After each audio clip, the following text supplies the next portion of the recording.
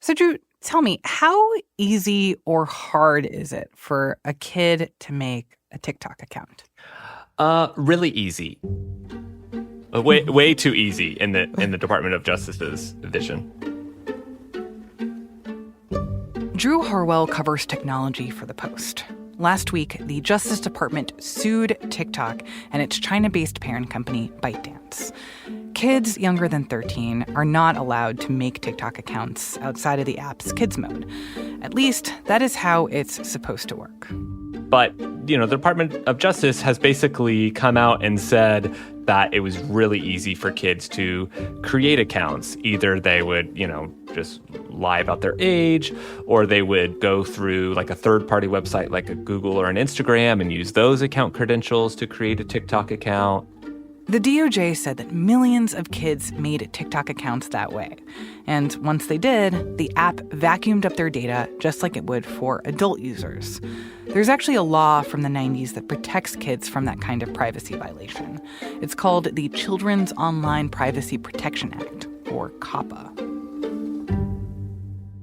There are so few laws actually around data privacy in this country. This is one of the only ones out there. And what it says basically is that tech companies can't keep data on kids who are under the age of 13. But the DOJ says TikTok was keeping kids' data. A lot of it. From the newsroom of The Washington Post, this is Post Reports. I'm Martine Powers. It's Wednesday, August 7th. Today, we are digging into the case that the U.S. government is building against TikTok over data privacy. This is a specific lawsuit playing out in federal court.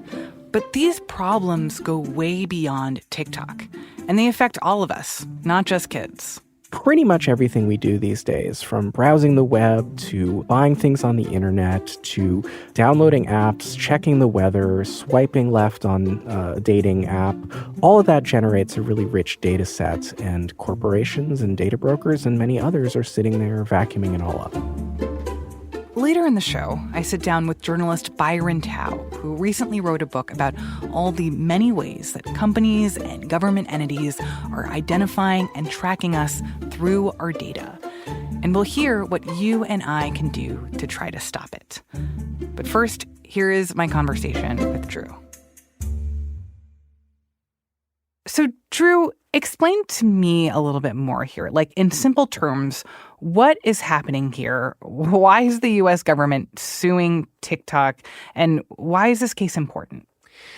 Yeah, so, this case started with the Federal Trade Commission. They're basically the watchdog of companies in the U.S. They got reports that TikTok was making it too easy for kids to create accounts, and they reviewed it, and they said, this is so bad that we want the DOJ to get involved. And why it matters here is that, this Children's Privacy Act, COPPA, the law basically says if you allow users under 13 to create an account on a tech platform, you need to treat their data under all of these different rules that are, the companies typically find pretty onerous, right? You have to delete the data. You have to basically set up a whole infrastructure to treat these specific users very differently. So then what do we know about what TikTok was doing wrong? Like, if they were supposed to treat this data in a specific way, it seems like the DOJ is accusing them of not doing that. Yeah, exactly. So once the kids had accounts, TikTok was gathering data on them in the same way that they would gather and use the data from adults. And that's really where the problem comes in for the regulators, because they see these children are potentially when they're using TikTok, they're putting off their personal interests, their behaviors, potentially their general location, who they're friends with. All of that data is then going to TikTok, which can use it however they want. And so that's really where it became kind of a bridge too far for the government. That's why they saw this as a case we need to pursue. And so in this case, from what I've read of your reporting, there's another aspect of this where parents request to delete their kids' accounts and personal info from TikTok, that TikTok failed to comply with those requests. Can you explain a little bit more about that? Yeah, and I thought that was a really interesting line of attack, in that, the Justice Department said We've talked to parents who have, found that they had young kids who had created TikTok accounts somehow. And these parents said they went to TikTok and said, I want you to delete this account. I want you to delete all the data involved with this kid. You never should have had it to begin with. And in the Justice Department's saying, TikTok made it really hard for those requests to go through, or they wouldn't answer, or it would take a long time. And, from TikTok's side, they've said a lot of these insinuations are past events, or they're irrelevant, or we've already addressed them. But I think that's going to be a big one, because that gets into the question of, was this just technical glitchiness, just kind of like a company screwing things up behind the scenes, or was this like more calculated and more planned? And I think that's kind of been the subtext of what the government has been saying about TikTok all the time, is that like this app is drawing in young users, it's getting their data, and then it's doing whatever it wants with it. And that's really where the fight is going to be. And what else has TikTok said in its own defense against this case? Yeah, so TikTok, like a lot of social media companies, says that they give extra privacy protections for young users. And in the last couple of years, TikTok, like Facebook and some of the others, has said, we're putting in, screen time limits. We're putting in parental protections, where if I'm a parent and my kid goes on TikTok, I can like see some of what they're doing on the app just to get that extra peace of mind. They say, like, we run age checks all the time. We remove users who we think are underage because we want to comply with the law. So in TikTok's side of the story, they're saying, we are trying to be a good company. We're not perfect, but we've been trying to work with the government to address this the whole time. And the government is going to a legal stance. So I think a lot of people hearing this will be aware that this is not the only kind of legal trouble that TikTok is in right now. Many people remember back in April, President Biden signed a law demanding that ByteDance sell TikTok within a year or be banned across the United States. And at the time, the U.S. government made the argument that the Chinese government could use this app to either spy on Americans or secretly shape public opinion or do something nefarious with our data or some mix of all three. So I'm wondering, how does this new lawsuit from the DOJ, how is it connected to that bigger law? And also, how is this lawsuit continuing to make the case that there's something dangerous about what TikTok is doing behind the scenes? Yeah, so the bigger DOJ legal challenge where TikTok is going to a court and saying, this law signed by Biden is unconstitutional, saying, we shouldn't be banned in this country, that is really like the big kahuna case. And at the end of that, TikTok could end up banned in the US. It could be forced to sell to somebody else. This case is separate, even though it's being fought by the same Justice Department, like the same basically legal squad in Washington. But it's a little different because it really doesn't lean on the China factor. It doesn't hinge on how much did Chinese employees of ByteDance influence TikTok. It really is just like, here's a tech company that we feel is doing wrong for kids in the US. And, I think what's left unsaid is really the DOJ saying that this is extra scary because we don't even know where these kids' data are going. We don't know if the Chinese government is sucking them up. And all of those arguments are going to play out in the bigger case that is heading to oral arguments next month.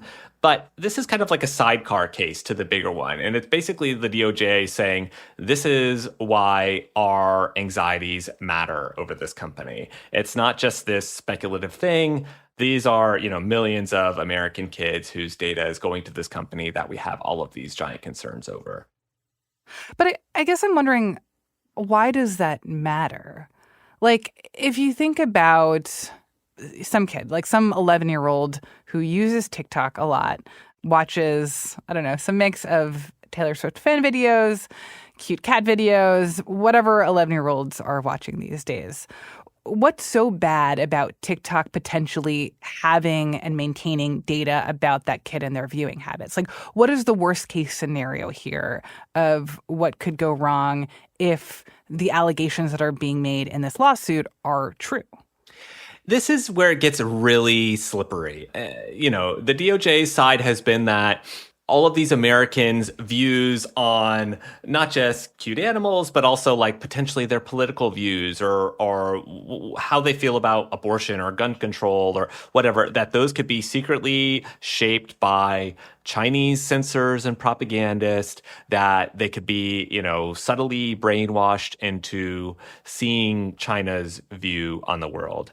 The problem with that has been that the U.S. hasn't shown any evidence that the Chinese government has actually done this, right? ByteDance is based in China, but we don't have proof that the Chinese government has taken this data, has manipulated the algorithm to, boom political content into American 12-year-olds' brains. And so TikTok's argument back has been like, then show it, like substantiate these concerns instead of just dinging us for being a foreign-owned company.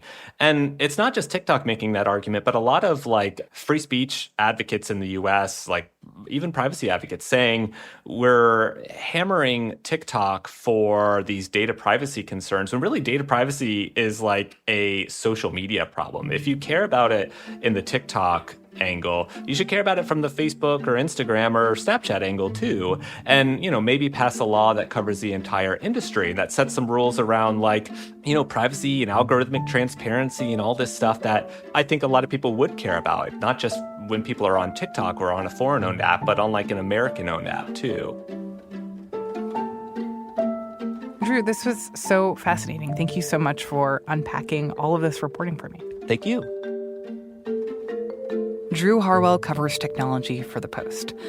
After the break, we're going to do a deep dive into some of those other apps and websites that are constantly collecting our data and where it all goes. We'll be right back.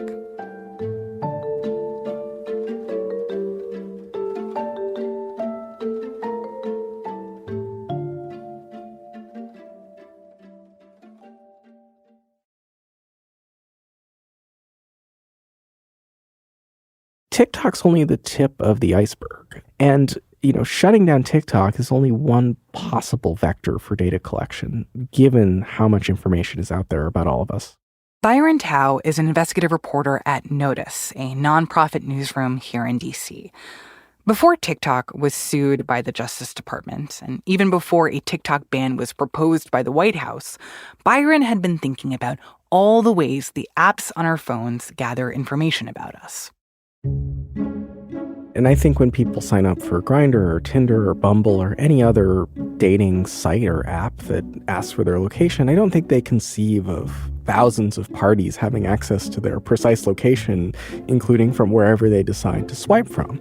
They think they're signing up for kind of a one-to-one business relationship with that particular app, not with thousands and thousands of strangers, some of whom are data brokers and some of whom sell that data. Data brokers then sell that information to pretty much anyone. That can include governments. That includes our government in many cases.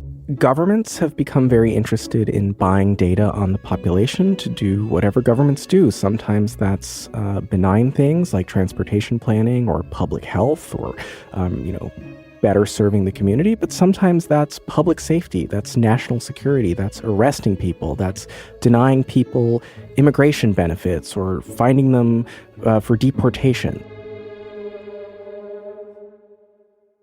Byron has been reporting on this whole ecosystem of data for his new book, Means of Control: How the Hidden Alliance of Tech and Government is Creating a New American Surveillance State. I brought him into our studio to hear about his reporting. If you start with my phone or your phone, the stuff that we use our phone for every day, like, what is the data that is being collected from my phone first? Basically, anytime you give corporations a piece of information. So when you order something from an e-commerce website, when you download a new app and you give them your email to create an account, when you fill out a form on a website, when you even visit websites, pretty much everything we do these days, from browsing the web to buying things on the internet to downloading apps, checking the weather, swiping left on a dating app, all of that generates a really rich data set, and corporations and data brokers and many others are sitting there vacuuming it all up. I think the weather app is a really good example because that seems to me like something that is so completely innocuous, right? Like, going on this app, I want to know if it's going to rain today. in order for them to tell me that information, they also need to know like where I'm located in the world. And so I say like, yes, you can know my location. But in that moment, I'm like, well, that's not valid. Like, who cares if they know where I am when I'm using their app? Like, can you explain to me how, like, why these entities are interested in knowing where I'm using an app and how that becomes useful to them? Sure. So that kind of information, precise 24/7 geolocation information, is actually quite valuable because it tells advertisers, it tells corporations who you are, what you're interested in. Do you go to wine bars after work, or do you go to the gym? Do you go to baseball games, or do you go to football games, right? All that information can be derived from your physical location in the world. In addition, that information is useful for things like deciding where to put a new Starbucks or a new Dunkin' Donuts. Is there enough foot traffic in this location? Corporations are interested in that kind of data. Sometimes it's interesting for investment decisions, right? So if you were a hedge fund and you want to know whether to buy the stock of a big box store, you can actually see how many customers go to that box store by going out and buying location data. So people's movements around the world can be quite valuable information. Of course, that has a secondary purpose, right? Because government entities can use that to try to solve crimes, to try to identify people of interest, to try to understand people's social networks, their habits, and their routines. And that's really what I've focused on in the book. Yeah, and then to make that connection of how this stuff ends up in the hands of governments, you use the term data broker. I don't know what that is. Like, what is a data broker? And how are they taking the stuff that I'm like giving to these apps and selling it? Sure. So data brokers broadly are any company that buys, sells, rents, or trades data. And that takes many, many forms, right? There's traditional data brokers that have things like names, address, sometimes property deeds, voting history. There's data brokers that monitor social media, that buy and sell access to large amounts of social data.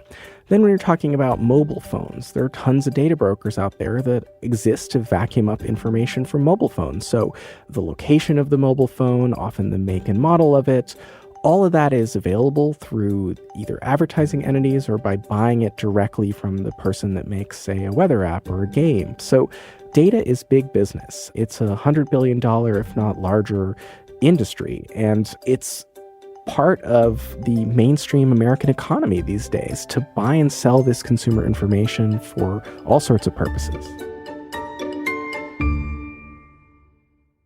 And you've been making the argument that if this data ends up in the wrong hands, that it can be dangerous. One anecdote that I thought was really notable in your book was about Grindr. Can you explain what this Grindr anecdote says about how complicated and risky this current situation is? Sure. So Grindr is an LGBTQ-themed hookup or dating app. It's primarily used by gay men. And part of the functionality of it is to show you partners who are near you. So lots and lots of Grindr users allow the app to know where they are almost at all times because they want to see nearby potential partners. A very reasonable reason to give an app that permission. The problem is that when ad-supported apps ask to share your location, you're not just sharing your location with that app, but you're sharing that location with thousands and thousands of advertisers. And many of those advertisers are either data brokers themselves or partner with data brokers and collect lots and lots of information from apps like Grindr and make it available for sale. And a few years ago, a Catholic publication publicly identified and outed a priest as a user of Grindr. The Washington Post actually did a lot of reporting on this. Yeah, I remember when this came out. I mean, this was a huge deal. Yeah, because it showed the danger of these apps and the online ad ecosystem. So it was fairly easy for this Catholic publication to trace that Grindr user who seemed to be consistently using the app at that location to a specific person. And he was forced to resign his church position for a time, and he was publicly outed and identified as a Grindr user, despite the fact that these data brokers are saying that this is anonymized data. Well, that's simply not true. It's possible and, in fact, often very easy to re-identify people in this data set. But how? Because that's supposed to be anonymized. I think like anyone who's using Grindr says, okay, they know my location, but they don't know who I am, or like they're not supposed to releasing like my location connected with my identity. That's right. So this priest's name was not in this data set. Supposedly, there's no names attached. You're just a number to these companies. However, our patterns are unique to us specifically. So for example, I live on Capitol Hill, and every morning I ride my bike to an office in Georgetown. If you have the entire Washington, D.C. metropolitan area, and you have every phone in that area in one data set, I stick out like a sore thumb in that data set. I can't really be anonymized because I'm really the only person that wakes up at my house and goes to my office. And if you know something about me, if you know either where I live or where I go to work or have some rough approximation of that. And a lot of that information is publicly available from other sources. Correct. Whether we give it away by tweeting it or saying it on a podcast or, whether you can look me up in a data broker or on LinkedIn or something, you can get that information. And often you can figure out who someone is just by their movements through the world. But I think a lot of people will hear this and say, well, I'm not a spy. I'm not doing anything like particularly secretive in my life. So why should I be concerned about this? Or like no one is going to be like looking for my stuff in these piles of data. What is your argument to say that like quote unquote regular people and, whatever that means, that they should be concerned about this for their own lives too? Yeah. So, well, first, I think there's a big picture social question about whether this is the kind of society we want to live in. Do we want to give government and law enforcement and the intelligence agencies all sorts of power to peer into our lives without doing things like going to get a search warrant or going before a judge? The second problem is that often police, when they conduct investigations using this kind of data, are sometimes a little bit sloppy. So even people who aren't committing crimes or are innocent, they have been swept up in things like or misidentified using stuff like facial recognition tools or geofence warrants that put people near the scene of a crime when they really had nothing to do with it, and that turned their lives upside down. And so there are these questions about how effective these tools are being used, how much oversight there is in how law enforcement and government uses them, and what they're actually being used to do. Are they being used to deny people benefits to certain programs? Are they being used to deny people entry into the United States? Are they being used to round up unlawful immigrants? Are they being used to identify people who are searching for things like abortion care in states where that's illegal? So there are all sorts of these big picture questions that even if you're not a spy, even if you're not an intelligence officer, what kind of world do we want to live in? And what kind of rules there should be around government accessing this data? You mentioned abortion clinics, and I just want you to explain a little bit about how that works. Like, what makes it so easy to understand through some of this data that's collected on like regular apps or regular websites or whatever that would let other people know whether or not you'd been to an abortion clinic?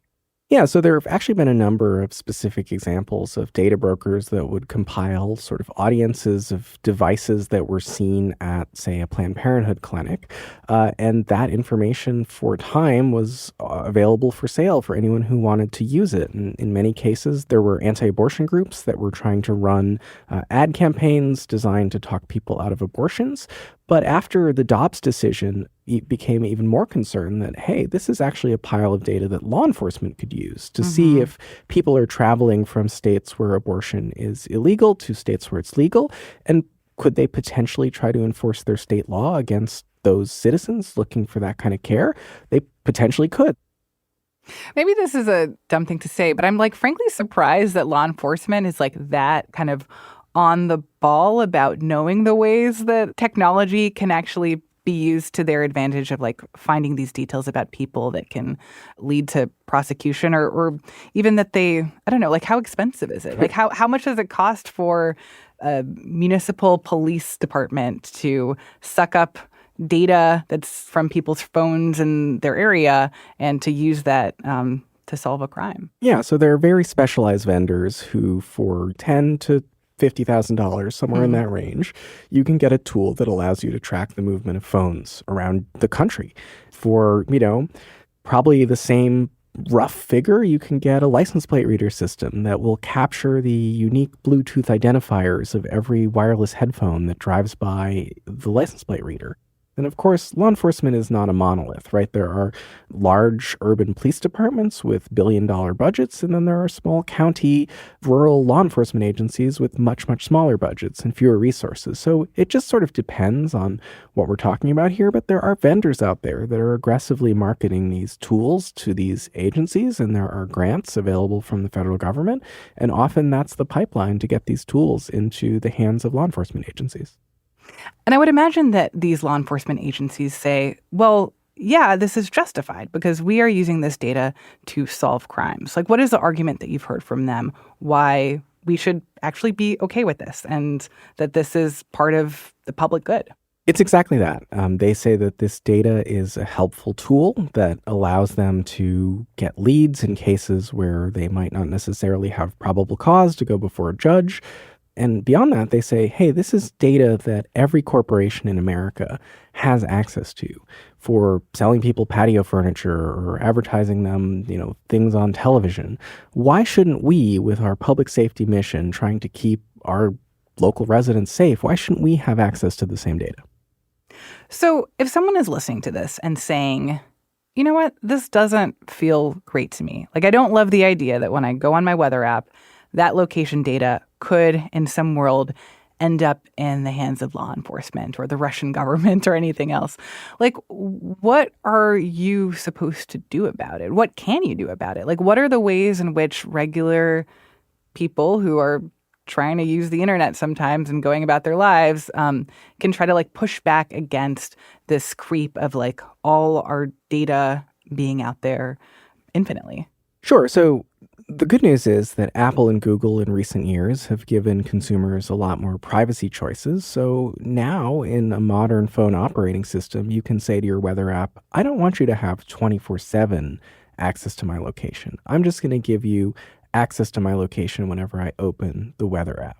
Or you could simply not give it access and simply type in that you're in Washington, D.C. That's literally never occurred to me. It would, in fact, be easy when I wake up in the morning. I'm like, oh, what's the weather at my house? I do know the address off the top of my head, and I probably could just write that in, and it wouldn't be that hard. Right.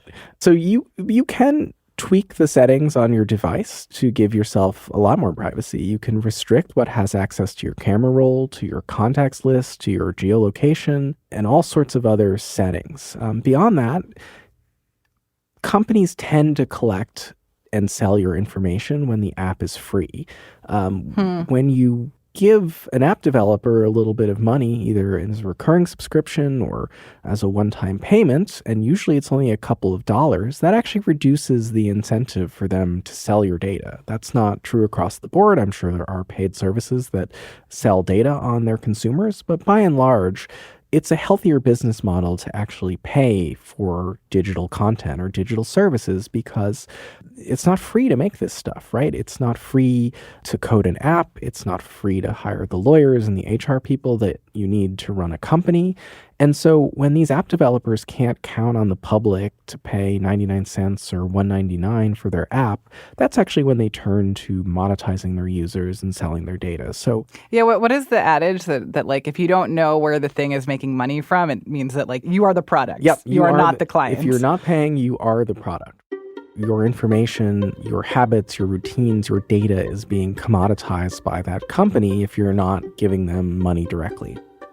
The other piece of advice that I found really helpful from your book was just thinking about the number of apps you have, which for me, I just feel like there are so many dumb apps that I've used twice in my life that are sitting on my phone that I'm sure at some point I was you can know what my current location is. And since then have been just constantly tracking where I am and feeding the data to someone else for this thing that provides no daily utility to me. So having this conversation reminds me that I want to go back at my phone and just delete 80% of my apps because usually they are not doing anything that is particularly good for me. Yeah, you should definitely delete those.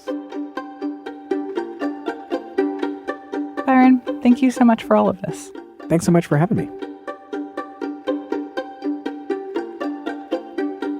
Byron Tao is an investigative journalist at the nonprofit Notice. Again, his book is Means of Control: How the Hidden Alliance of Tech and Government is Creating a New American Surveillance State.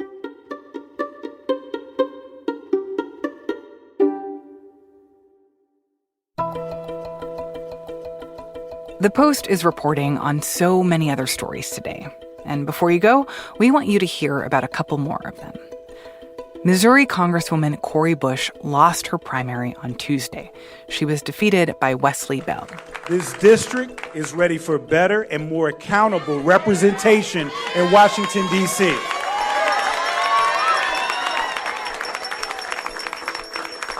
Progressives should actually make progress. And that's what I've done my entire career. Bell is a prosecuting attorney for St. Louis County, and it was a notable win for him because Bush is the district's first Black congresswoman. She's a member of the Squad, a group of progressive House Democrats, and she is the second Squad member to lose her primary after being targeted by AIPAC, the American Israel Public Affairs Committee. This is a pro-Israel lobbying group that opposed Bush because of how she's criticized the Israeli government's handling of the war in Gaza. AIPAC and other outside groups spent more than $12 million on attack ads against her. AIPAC, I'm coming to tear your kingdom down! On Tuesday night, Bush delivered a fiery concession speech. And let me put all of these corporations on notice. I'm coming after you too. I ain't scared. I don't fear you. Even with the influence of outside lobbying groups, at the heart of the race was a question of how voters in this district wanted the Democratic Party to look going forward. Since getting elected to Congress 4 years ago, Bush was seen as a voice of more radical reform. Bell portrayed himself as a more pragmatic choice. And this morning, I was totally delighted by the story that comes to us from under the sea. So scientists in Australia wanted to capture footage from the seabed off the South Australian coast. So they decided to enlist the help of 8 adult female sea lions. They strapped these tiny, lightweight cameras onto the sea lions' backs. And they hoped that the footage collected would give a glimpse into how sea lions live. And the sea lions really delivered. I mean, the habitats that the sea lions use are amazing. And we got some really amazing specialized strategies that the sea lions use where they flip rocks or they dig up the sand to try and find prey buried in the sand. That is Nathan Angelakis. He's the lead author of this study, which came out today.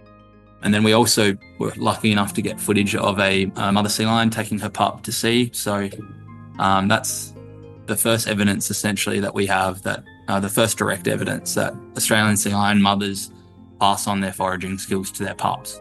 I cannot overstate how adorable this video is. You should absolutely watch. We're going to put a link in today's show notes and at postreports.com. But trust me, it's going to make you want to be a sea lion.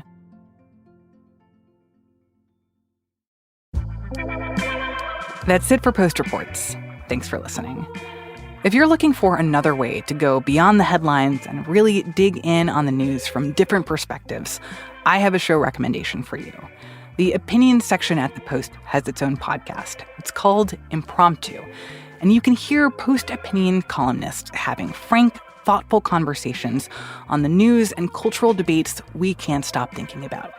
You can find Impromptu wherever you listen to podcasts. Today's show was produced by Emma Talkoff and Trinity Webster Bass. It was mixed by Sean Carter and Rennie Svirnovsky. It was edited by Rena Flores with help from Ariel Plotnick. Thanks also to James Graff. I'm Martine Powers. We'll be back tomorrow with more stories from the Washington Post.